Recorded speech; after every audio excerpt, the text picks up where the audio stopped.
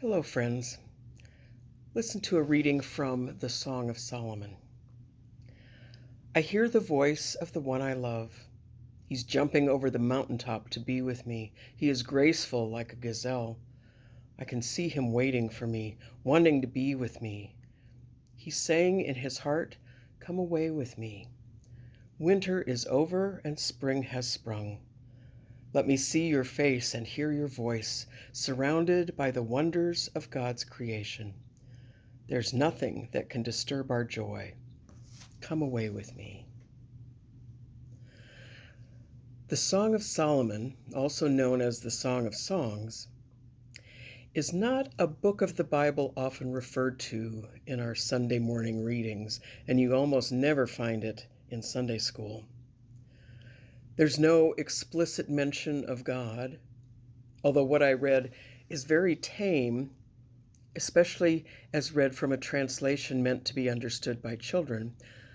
The Song of Solomon is about romantic physical love between two of God's creatures, loving and responding in love to one's beloved, and a desire for another's company, the longing to be together, the admiration of beauty, pure delight in the moment and anticipation of a future. It's beautiful.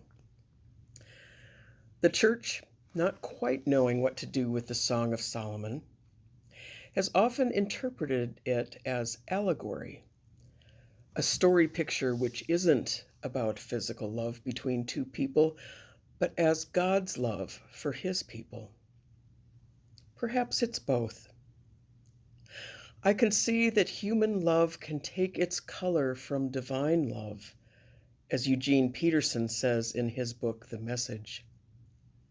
I can see that the passage can give us mortals limited by physical space and finite time, and even more finite understanding, a glimpse of what it means and what it feels like to be the beloved of God.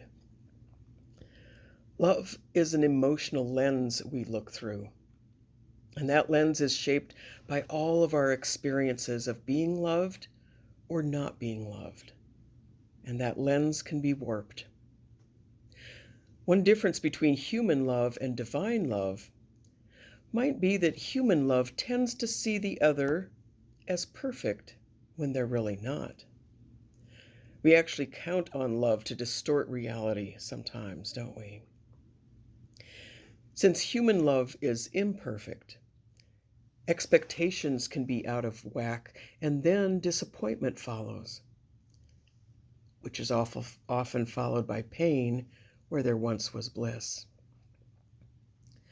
God also looks through a lens when he looks at you, but his lens is perfect love. It is not distorted. When he sees you, God sees the one he created for himself, to love him and worship him. He sees you as the one to whom he gives his very best and whom he invites into his heart. God sees you as perfect, not flawed, because his son Jesus has pled our cause and is standing before you and beside you and has reconciled you to God. Love is also a mirror which can serve to show you who you really are. When you are loved and you know it, you want to be the best person you can be, because you want to be authentic. You want to be the person your beloved loves.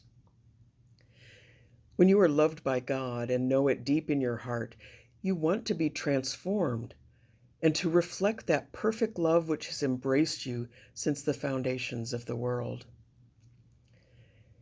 You don't have to become God's beloved. You already are and always have been.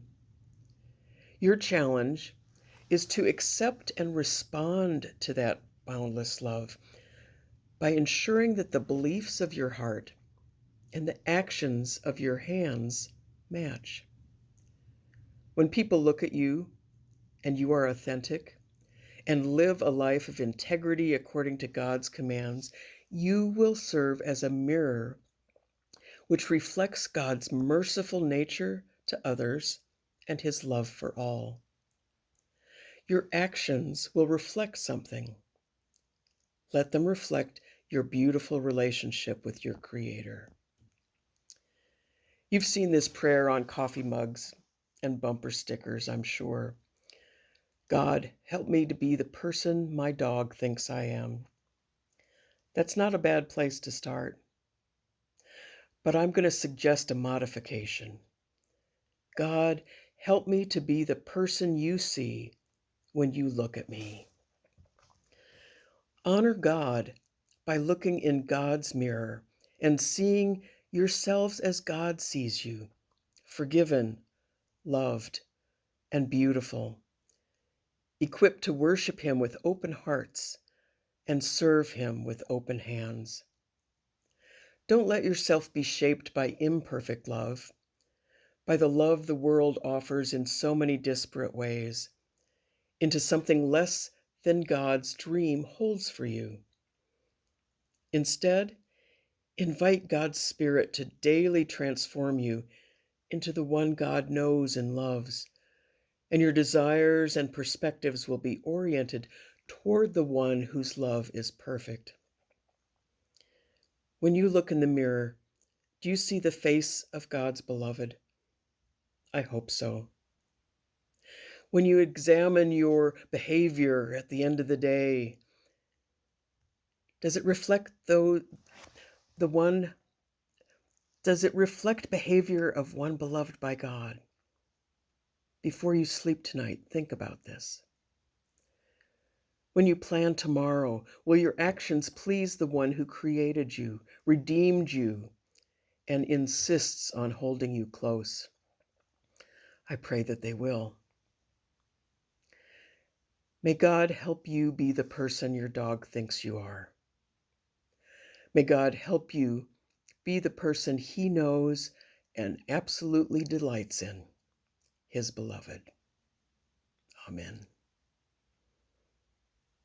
Have a blessed week.